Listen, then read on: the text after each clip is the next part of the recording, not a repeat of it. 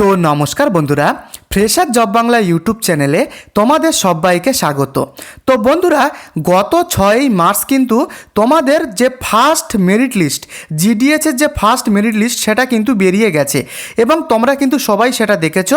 এবং সেই first merit লিস্টে তোমাদের যাদের নাম আসেনি তারা কিন্তু আমাকে কমেন্ট করছো বা টেলিগ্রামে মেসেজ করছো যে স্যার সেকেন্ড লিস্ট কবে বেরোবে।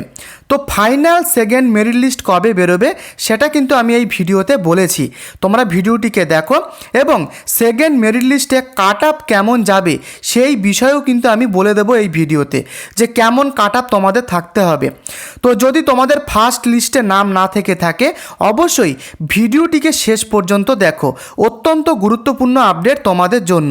তোমাদের যাদের 60% নাম্বার রয়েছে অথবা 70%, 80% নাম্বার বা 90% নাম্বার, তাদেরকে আমি বলে দেবো তোমাদের কত পার্সেন্টেজ, কত কাট আপ নামতে পারে এবং তোমাদের কেমন মেরিট লিস্টে তোমাদের নাম আসতে পারে। তো বন্ধুরা, ভিডিওটি শুরু করবার আগে অবশ্যই তুমি যদি চ্যানেলে নতুন হয়ে থাকো চ্যানেলটিকে অবশ্যই সাবস্ক্রাইব করে দিও এবং তুমি কোন কোন বিওতে আবেদন করেছো, তোমার পার্সেন্টেজ কত, অবশ্যই আমাকে কমেন্টে লিখে জানাও। তো চলো আমি পরবর্তী আপডেটে চলে যাচ্ছি। তো আমি প্রথমেই দেখাই, তোমরা কিন্তু দেখতেই পেয়েছো যে এখানে জিডিএস অনলাইন এঙ্গেজমেন্ট শিডিউল 1 অর্থাৎ ফার্স্ট লিস্ট কিন্তু 6ই মার্চ কিন্তু বেরিয়ে গেছে। তো এখানে কিন্তু তোমরা দেখতেই পাচ্ছ, এখানে পরিষ্কারভাবে দেওয়া রয়েছে যে রেজিস্ট্রেশন নাম্বার ধরে কিন্তু তোমাদের চেক করতে হয়েছে। এখানে কিন্তু পুরো নাম ধরে দেওয়া হয়নি, তোমাদের নাম ধরে কিন্তু দেওয়া হয়নি, যাদের নাম এসছে তাদের রেজিস্ট্রেশন নাম্বার ধরে কিন্তু এখানে চেক করতে হয়েছে। তো এখানে একটা জিনিস তোমরা লক্ষ্য করলে দেখতে পাবে যে সব 100% নাম্বার। তো ফার্স্ট মেরিট লিস্টে এত 100 নাম্বার পার্সেন্টেজ কীভাবে আসলো? তো আমি তোমাদেরকে বলবো এগুলো কিন্তু সব বেশিরভাগ ক্ষেত্রে, আমি বলবো 99% ক্ষেত্রে এটা কিন্তু ফেকভাবে তারা অ্যাপ্লাই করেছে। কারণ 100% কিন্তু নাম্বার হয় না, জেনারেলি কিন্তু খুবই টাফ, তোমরা সেটা সকলেই জানো। তো আমার মনে হয় এগুলো 99% ক্ষেত্রে কিন্তু ফেক মার্কশিট তারা আপলোড করেছে, শুধুমাত্র এটা দেখার জন্য যে তাদের জিডিএস ফার্স্ট লিস্টে নাম আসছে কি না, অথবা এরা কিন্তু ডকুমেন্ট ভেরিফিকেশান করাতে যাবে না। এবং এখানে কিন্তু তোমরা দেখতেই পাচ্ছ তোমাদের যে ফার্স্ট লিস্টে যাদের নাম এসছে তাদের কিন্তু এই মার্চ মাসের 23 তারিখের মধ্যে তোমাদের ডকুমেন্ট ভেরিফিকেশান করাতে যেতে হবে। এই তারিখের মধ্যে কিন্তু তোমাদের ডকুমেন্ট ভেরিফিকেশান করাতে যেতে হবে। তো এই তারিখের মধ্যে কিন্তু অনেকেই যাবে না, যারা ফেক ক্যান্ডিডেট, যারা ফেকভাবে এখানে আবেদন করেছে তারা কিন্তু 90% ধরে নাও তারা কিন্তু এখানে যাবে না। তো তার ফলে কি হবে, এই সমস্ত যে ফেক মার্কশিট যারা আপলোড করেছে এরা কিন্তু পুরোপুরি রিজেক্ট হয়ে যাবে এবং সেখানে কিন্তু তোমাদের কাট আপ বেরোবে, সেকেন্ড লিস্টে কিন্তু কাট আপ তোমাদের বেরোবে। তো এবারে আমাকে অনেকেই কমেন্ট করবে যে স্যার যে সেকেন্ড মেরিট লিস্ট কবে বেরোবে। তোমরা সেটা ভালোভাবে শুনে নাও। এখানে কিন্তু এই মার্চ মাসের 23 তারিখ লাস্ট কিন্তু ডকুমেন্ট ভেরিফিকেশানের ডেট কিন্তু রাখা হয়েছে। এই তারিখের মধ্যে কিন্তু ডকুমেন্ট ভেরিফিকেশানটা হবে এবং তোমাদের যে সেকেন্ড মেরিট লিস্ট সেটা কিন্তু তোমরা ধরে নাও এই মার্চ মাসের ওই 26 থেকে 27 তারিখের মধ্যে আসতে পারে এবং অনেক ক্ষেত্রেই কিন্তু নাও আবার আসতে পারে। তো তোমরা ধরে নাও এপ্রিলের ফার্স্ট উইকে কিন্তু কনফার্ম তোমাদের যে সেকেন্ড মেরিট লিস্ট সেটা কিন্তু কনফার্ম চলে আসবে। তোমরা ধরে নাও এপ্রিলের কিন্তু ফার্স্ট উইকের মধ্যে চলে আসবে, এপ্রিলের ওই 1 থেকে 5 তারিখের মধ্যে তোমাদের সেকেন্ড লিস্ট বেরিয়ে যাওয়ার পসিবিলিটি কিন্তু 99% রয়েছে আমি বলবো। তো বুঝতে পেরেছো, তোমাদেরকে আমি ক্লিয়ার করতে পারলাম যে সেকেন্ড মেরিট লিস্ট তোমাদের কবে বেরোবে। তো দেখে নাও এখানে কিন্তু কী ডকুমেন্টস তোমাদের লাগবে, যাদের ফার্স্ট মেরিট লিস্টে যাদের নাম এসছে অথবা যারা ওয়েট করে রয়েছে সেকেন্ড মেরিট লিস্টের অপেক্ষায়, তারা আরেকবার দেখে নাও কী ডকুমেন্টস লাগবে। এখানে অফিসিয়ালিভাবে লেখাই রয়েছে অরিজিনাল ডকুমেন্টসগুলো লাগবে এবং তার সাথে 2 কপি করে পাসপোর্ট সাইজের ফটো কিন্তু লাগবে। তো বুঝতে পেরেছো, তো ডকুমেন্টসগুলো তোমরা দেখে নাও কী ডকুমেন্টস লাগবে। তো এখানে দেখতে পাচ্ছ রিকোয়ার্ড ডকুমেন্টস চেকলিস্ট। যখন তোমরা ডকুমেন্ট ভেরিফিকেশান করাতে যাবে তখন কী ডকুমেন্টস লাগবে দেখে নাও। ম্যান্ডেটরি যে ডকুমেন্টসগুলো, তোমার মাধ্যমিকের মার্কশিট কিন্তু নিয়ে যেতে হবে।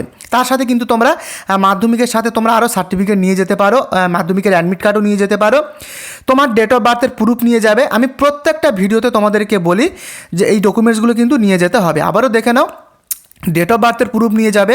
ডেট অফ বার্থের প্রুফ হিসাবে তোমার মাধ্যমিকের অ্যাডমিট কার্ড নিতে পারো, অথবা তোমার ডেট অফ বার্থের সার্টিফিকেট থাকলে সেটাও কিন্তু নিতে পারো। তোমার কাস্ট সার্টিফিকেট, এটা কিন্তু যারা এসসি এসটি ওবিসি বা যারা ইডাব্লিউএস ক্যাটাগরি তাদের কিন্তু কাস্ট সার্টিফিকেটটা নিয়ে যেতে হবে। এবং রেসিডেন্স সার্টিফিকেট, এটা কিন্তু তোমাদের নিয়ে যেতে হবে। এবং যদি তোমাদের কম্পিউটার সার্টিফিকেট থাকে সেক্ষেত্রে তোমরা নিয়ে যেতে পারো, না হলে কিন্তু কম্পিউটার সার্টিফিকেট না নিয়ে গেলেও হবে। তবে ম্যান্ডেটরি ডকুমেন্ট হিসাবে কিন্তু তোমাদের মেডিকেল সার্টিফিকেট, এটা কিন্তু কম্পালসারি ম্যান্ডেটরি কিন্তু তোমাদেরকে নিয়ে যেতে হবে। এটা তোমরা গভর্নমেন্ট হসপিটাল, গভর্নমেন্ট ডিসপেন্সারি, যে কোনো গভর্নমেন্টের হেলথ সেন্টার থেকে তোমরা পেয়ে যাবে।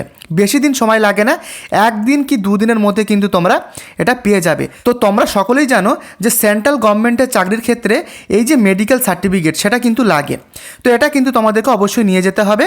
এবং তোমার রিসেন্ট তোলা পাসপোর্ট সাইজ কালার ফটো কিন্তু তোমরা নিয়ে যাবে। এবং আর একটা কথা বলেছে, OBC certificate should not be older than 1 year, অর্থাৎ যারা তোমরা ওবিসি ক্যান্ডিডেট রয়েছে তাদের সার্টিফিকেট যেন 1 বছরের বেশি পুরনো না হয়।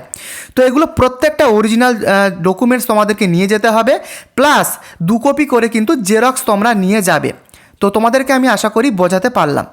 তো তোমাদের যাদের ফার্স্ট মেরিট লিস্টে নাম রয়েছে তারা দেখে নাও, এখানে কিন্তু 23শে মার্চের মধ্যে তোমাদেরকে যেতে হবে।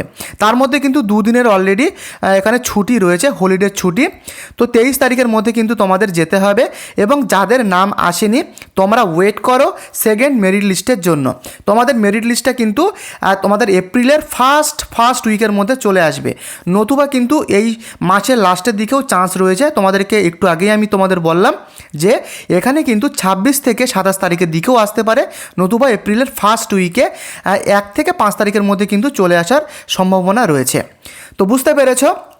তো এবারে তোমরা দেখে নাও তোমাদের কাট আপ কেমন লাগবে, সেকেন্ড মেরিট লিস্টের জন্য কাট আপ কেমন তোমাদের লাগবে সেটা তোমরা দেখে নাও।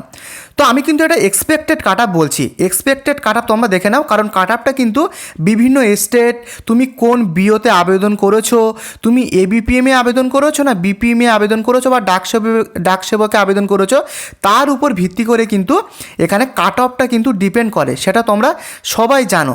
তবুও আমি তোমাদের একটা এক্সপেক্টেড যে কাট আপ সেটা আমি তোমাদেরকে বলে দিচ্ছি সেকেন্ড মেরিট লিস্টের। তো তোমরা যারা ইউআর ক্যাটাগরি অর্থাৎ যারা জেনারেল ক্যাটাগরি রয়েছে তাদের কাট আপটা কেমন যাবে, মিনিমাম 85 থেকে 95 কিন্তু হতেই হবে, 95 কিন্তু হতেই হবে, দেওয়াই রয়েছে। এবং যারা ওবিসি ক্যান্ডিডেট তাদের কিন্তু 80 থেকে 90 দেখতেই পাচ্ছ দেওয়াই রয়েছে।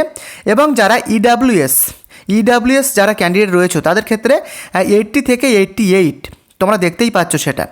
এবং তোমরা যারা এসসি ক্যাটাগরি 79 থেকে 88%, এবং এসটি যারা ক্যাটাগরি রয়েছে তাদের 75 থেকে 85। তো এটা কিন্তু একটা এক্সপেক্টেড আমি দেখালাম, এক্সপেক্টেড কাট আপ কিন্তু আমি তোমাদেরকে দেখালাম সেকেন্ড মেরিট লিস্টের জন্য, কারণ অনেক রকমের উপর নির্ভর করে এই কাট আপটা। এখানে কোন বিওতে তুমি আবেদন করেছো, কোন ডিভিশনে তুমি আবেদন করেছো, সেই ডিভিশনের উপরেও কিন্তু অনেক কিছু নির্ভর করে। তো আমি তোমাদেরকে এটা একটা এক্সপেক্টেড কাট আপ আমি তোমাদেরকে দেখিয়ে দিলাম। তো আশা করি তোমরা পুরো ব্যাপারটা তোমরা ক্লিয়ার বুঝতে পেরেছো। যদি তোমাদের কোনো রকম কিছু বুঝতে অসুবিধা থাকে অবশ্যই আমাকে কমেন্টে লিখে জানিও। আর একটা কথা, যে এখানে 60 থেকে 90% বলে দেওয়া হয়েছে, যাদের 60% নাম্বার রয়েছে বা 70% নাম্বার রয়েছে তারা কি করবে।